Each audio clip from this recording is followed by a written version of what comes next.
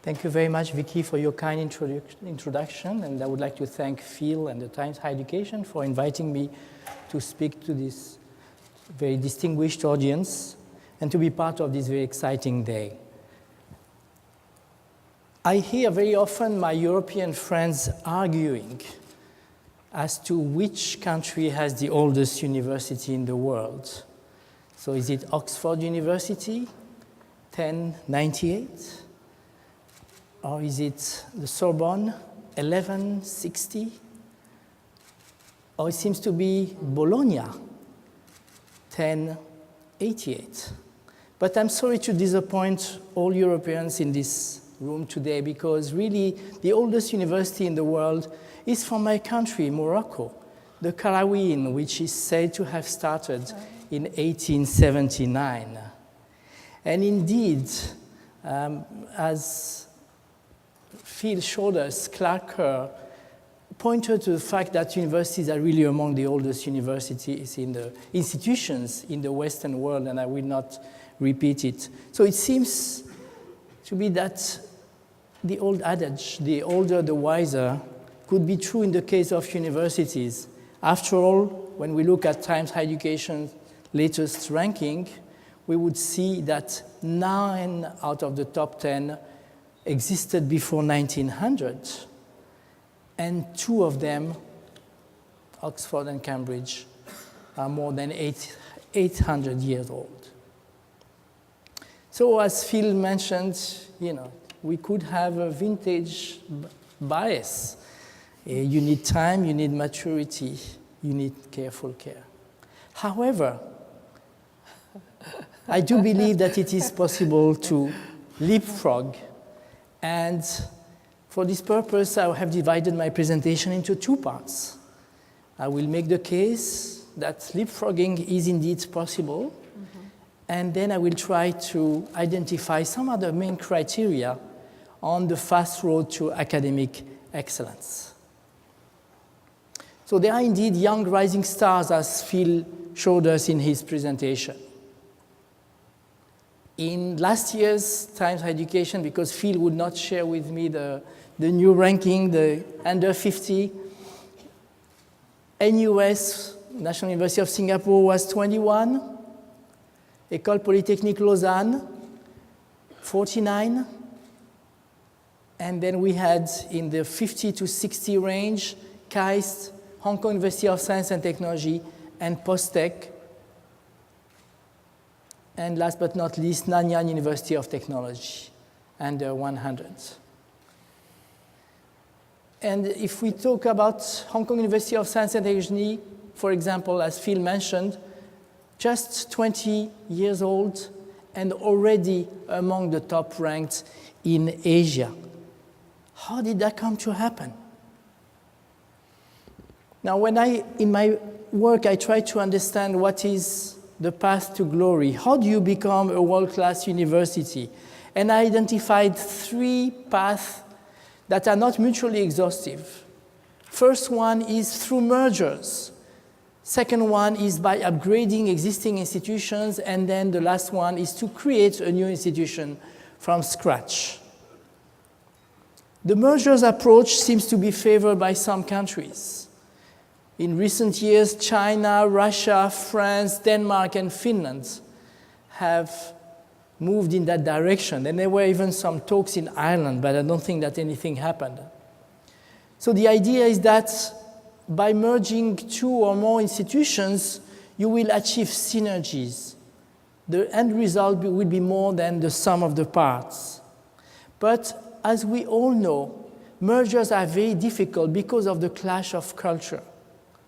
I don't know if we have anybody from University of Manchester, but they may remember the difficulties during their initial mergers. In Russia recently, well, one thing that may happen also that may make it complicated is that you will end up with a huge institution. University of Aix-en-Provence and University of Marseille in France have recently merged, and now you have 120,000 institutions to deal with. And in some of my work, I observed that one of the reasons why Latin America is not so well represented in the global rankings is that many of the most prestigious universities in Latin American countries are huge institutions, such as UNAM in Mexico with more than 200,000 students, University of Buenos Aires with more than 100,000 students. Just the Faculty of Economics has 80,000 students. The mergers in Russia have not worked very well for several reasons. First, they were imposed by the government. They didn't come because 2 or 3 institutions wanted to get together, as happened in Denmark. And the main criterion has been geographical proximity, which makes sense, it's logical. But if there is no obvious academic complementarity, then it's not very good. I mentioned l'École Polytechnique de Lausanne. One of the things that happened as they started really to improve was that they merged with the Faculty of Mathematics from the nearby university because they needed to be strengthened in that area. And so today, if you look at this new configuration of universities in Russia, you will see that there is a tension between the old regional focus and the need now to be global and to do better in the ranking. And academics are not used to the kind of competitiveness that they face now. And you may remember this from the corporate world when HP and Compaq got together. It was not very successful. And in fact, Compaq is something of the past. Second approach, upgrading approach. Obviously, this is less costly because you are using your existing infrastructure. But then there is the big challenge of creating a culture of excellence where there was none. So how do you do that? Do you keep the same academics and students who are not excellent and all of a sudden, by a magic trick, they will become excellent? Of course, here the focus will have to be on governance. And it can be done. Beyond those institutions that are represented today here, I would like to mention the following ones. In the US, if we look at UCLA, this is a great example of an institution that was average after World War II and that has come to risen to prominence. The Arizona State University in Phoenix is also a very interesting case because Phil mentioned that it's very difficult to become excellent when you have a diversified student population. And I think ASU is one of the examples of universities that are trying to combine both excellence and equity in their mandate. University of Maryland in the UK, University of Leeds, after the arrival of a new vice-chancellor 10 years ago, has really made tremendous progress. In Denmark, again, after the arrival of a new rector, Aarhus University, the country's second university, has really made impressive progress. And I've already mentioned Polytechnique of Lausanne, and I know my French friends would not like it, but I do believe that it is now really the best Francophone university in the world. And then the third approach is to create a new institution from scratch. I've been observing very closely new initiatives in Saudi Arabia. King Abdullah University of Science and Technology started a few years back as a graduate level university only. Nazarbayev University in Kazakhstan or Skoltech in Moscow are such examples. Of course, it's much more expensive to start from scratch. It is rumored that KAUST's initial endowment was $10 billion, and I'm told that's not even enough for their purpose. And obviously, you need, just because you create a new institution doesn't mean that it's going to be excellent. So you have to be very careful to get the right culture from the beginning. And if you want to make these rankings, you need to develop your research capacity, and that obviously is not very easy. And one important point that was mentioned by Phil, and I think we're going to have a presentation on that, academic freedom. And some of the countries that I mentioned may not be known for their being entirely democratic. Now, as Phil mentioned also, some governments are very keen on helping their universities, stimulating them, pushing them to become world-class. And I've been trying to assess the number and the geographical location of these so-called excellence initiatives. They are not all called excellence initiatives, but what brings them together is that all of a sudden a government gives a lot of additional funding to a select number of universities to boost their performance. So I've divided the recent period into two parts. From 1989 to 2004, we have 13 in the world, and then look at the jump since 2005. In the last 8 years, I have identified 35 such initiatives. It's interesting to see that they have been concentrated mainly in Europe and Asia and the Pacific, which means that other regions are really missing out. Africa, Latin America, and the Middle East. Here are the names of the countries. In Africa, the only one is Nigeria. In the Middle East, Israel. And then you have the growing number of European and Asian Pacific countries keen on boosting their universities. And the results can be very impressive. If we look at China, for example, they first had the 211 program, which aimed at having 100 top quality universities for the 21st century, and then the 985 program, where they started initially with the goal of having 9 world-class universities, and then moving on to having 39 universities. And the results, well, allow me to quote from the competition, looking at the Shanghai ranking, we had in 2003, the first time it was published, 9 Chinese universities, and in the 2013 edition, already 28 Chinese universities. And it is not because it is a Chinese ranking, because the criteria can all be objective and be verified. So if you ask me, based on my experience, which approach works best, well, believe me, upgrading and merging is very complicated, and the vice chancellors who are here will confer that, I'm sure.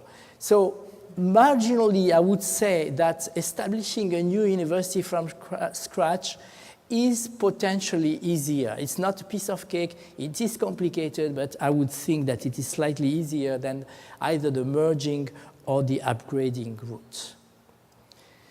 So let me finish my presentation by looking at what are some of the ingredients, some of the factors that explain how these young universities that have leapfrogged, how have they achieved their impressive results?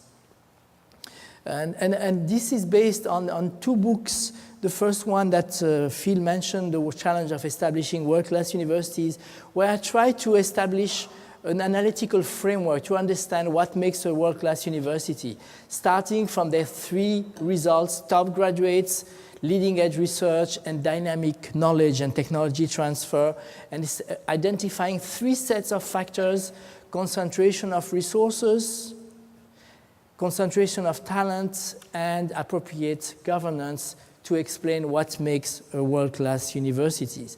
And then with my colleague, Professor Phil Altbach, we edited a book that has 11 case studies trying to understand, in the case of PostTech, in the case of Hong Kong University of Science and Technologies, the Indian Institute of Technology, the Higher School of Economics in Moscow, what happened there that made them so successful in such a short time? And please, I want to make clear that I'm not making a marketing plea for you to buy my books here. They are all available free of charge from my website.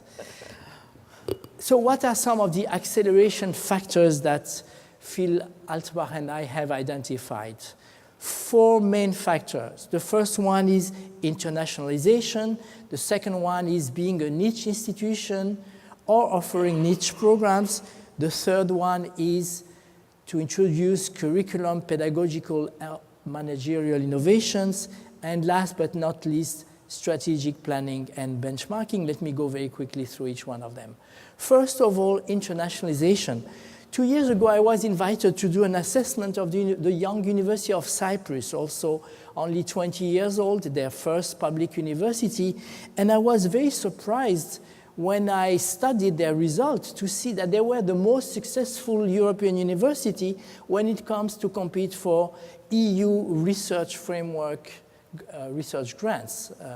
And when I try to understand what happened there, the reason is simple. When they established these new universities, they went out to identify people from the diaspora, Cypriots, distinguished professors in the US, in Europe, in Australia, and they brought them back. So these were already successful in their own right. They knew how to apply for research, how to prepare research grant, and how to conduct world-class research. And this is one of the strategies followed by these rising stars in Asia that Phil mentioned. Post-Tech, Hong Kong University of Science and Technology, they brought their first president, was a Chinese US president. And they brought a combination of experienced research from top universities all over the world and also young, promising researchers. Shanghai Jiao Tong University, one of our case studies, did also the same. And so either you bring foreign trained university academics from your own country, from the diaspora, or you bring also, you can invite foreign researchers. I mean, if you look at Australian universities, also have quite a few foreign academics, even some of the vice chancellors are, in some cases, from of foreign origin. Shanghai Jiao Tong University decided last year that they will not hire any new Chinese scholar who hasn't received his or her PhD from a top-ranked university elsewhere. And then there is the issue of language. Hong Kong University of Science and Technology teaches and works in English. Post-Tech made this big decision in a non-English speaking country to work in English. So language is a big, important dimension. And this is, I believe, why some universities in other parts of the world struggle to become world-class. You may have seen if in an airport this ad which says that there are 5 times more people learning English in China than there are people in England. And those of you who have traveled to China may have had the same experience I had of meeting a young graduate students, Chinese, whose English was perfect and who had never set foot outside China. This is the Polytechnic of Milan, one of the top engineering schools in Europe. Recently, its rector made the crazy decision of using English as their vehicle for teaching and research. And of course, that has created a big controversy. Actually, some of the academics of that institution sued the university to prevent that horrible decision from being implemented. Second acceleration factor, being a niche institution, and I believe that your presentation will be partly about this topic. If you look at these rising stars, most of them are universities of science and technology, but not all of them. I mentioned the Higher School of Economics in Moscow, working in partnership with the London School of Economics. But the basic idea is that you try not to spread too thin. If you want to build critical mass, it is important to concentrate in some areas. And then third, curriculum, managerial, or pedagogical reforms. Can you imagine how difficult it was when Hong Kong University of Science and Technology was established? How are you going to attract students or even professors to an unknown institution where you already have the well-established University of Hong Kong or the Chinese University of Hong Kong? And one of the tricks in their case was to be the first university in Hong Kong following a US-type curriculum. And then, of course, strategic planning and benchmarking are very important dimensions. You want to be relentlessly pushing yourself to improve, and to do that you have to identify what are your weaknesses by looking at what your competitors are doing and by learning, trying to learn from their experiences, not to copy them, but to see in what way you can develop your own strategic plan to make qualitative jumps. So in conclusions, to use Shakespeare's famous words, to be or not to be a world-class university. Well, I would like to leave you with a few health warnings about this race towards becoming world-class. First of all, I think those of us who work or live in Europe or in the Americas, we should be reminded about the rise of Asia, you know. As this cartoon says, can you tell me about my future? I wish I could, but I don't read Chinese. You know, 3 out of the top 4 in the Times Higher Education Under 50 rankings are Asian institutions. That is not coincidence. You know, we tend to define, you know, we talk in this part of the world, we talk about the new world, that's the Americas, as opposed to the old world, that's Europe. Well, I think this is a vision of the past. If we look ahead to the future, or I guess if we talk about the present, that's where it's happening. This graph, which may be difficult to read, looks at the scientific production of cities throughout the world. And if it's in black or gray, it means that you are stagnating. If it is yellow or red, if it means that you are dynamic, you are progressing, you are improving. I don't see much yellow and red in Europe or even in the Americas, with the exception of the city of Sao Paulo. And you may wonder about this building on the cover of my book. I'm very proud because I took this picture myself. And I describe it in the following words. This is the library building of a small new university in a small town of China, 80 kilometers west of Shanghai. And then you have to ask yourself, why do you want to be highly ranked? Just to please Phil or your government? What is your purpose? Are you just chasing the rankings or national prestige? Or are you really motivated by the genuine search for excellence? And obviously, my bias will be to tell you the latter. You want to be excellent not because of the ranking. If you become excellent, believe me, the ranking will follow. But don't do it the other way around. And in this search, for higher ranking, there is a danger of homogenization. We all want to become like Harvard or like Caltech or like Oxford. And that's very dangerous.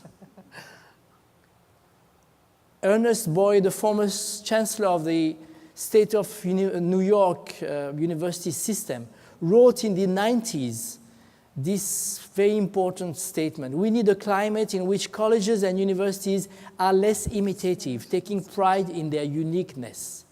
You know. And the rankings didn't exist the global rankings didn't exist when he wrote that, but I think that was very precise.